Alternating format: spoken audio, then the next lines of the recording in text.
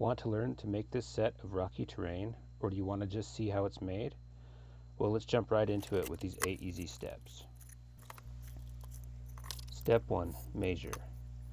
You are going to want to get a good variety of pieces. For my process, I do 1 large, 2 medium, and 2 small pieces in each inch thick and half-inch thick XPS foam.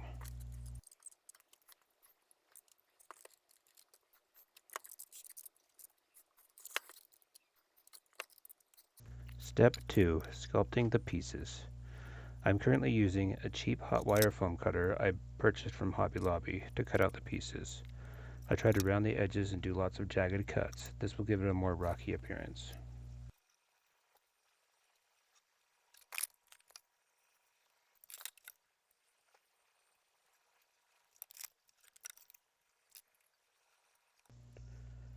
Next, I chip out some of the top edges. I try to vary the chip so it looks less fabricated.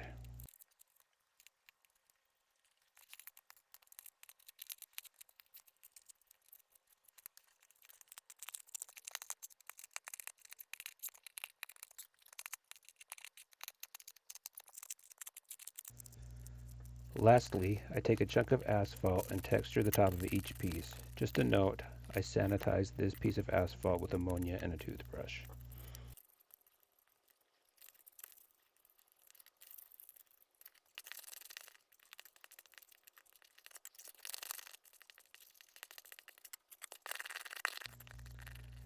Step 3. Undercoating. I first undercoat the pieces on all sides with a black undercoat.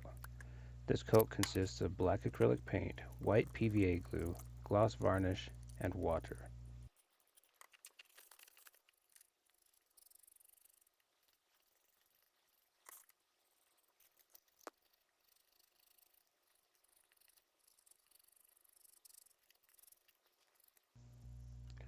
The second undercoat is a brown. This will give it a stony appearance, look more natural, and add more interest to the pieces.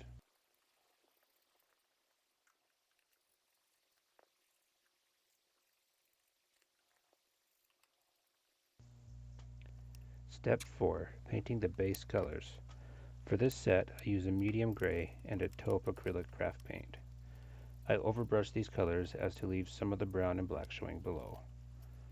An overbrush is like a dry brush, just with more paint. I brush the 2 colors on at the same time so they blend together better.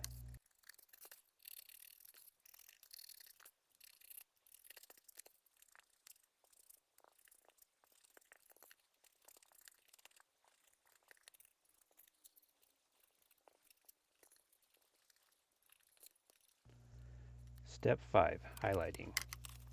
The highlight is done in a cream acrylic craft paint. It is a simple dry brush covering each piece. I do extra dry brushing along the edges to pull in more interest to the lines we made during this sculpting process.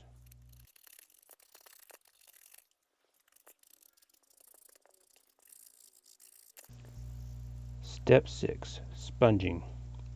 For this set, I decided to add a little more visual interest with an old piece of sponge in some craft paint.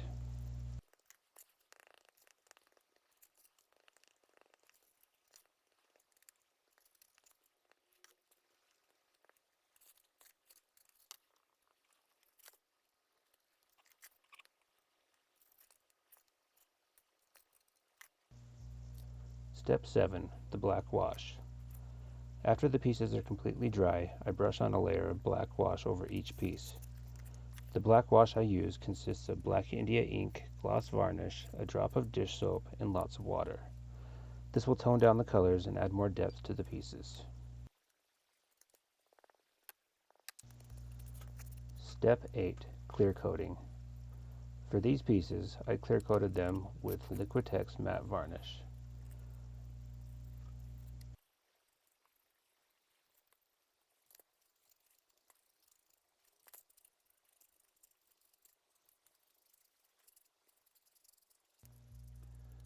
Your final result should look something like this.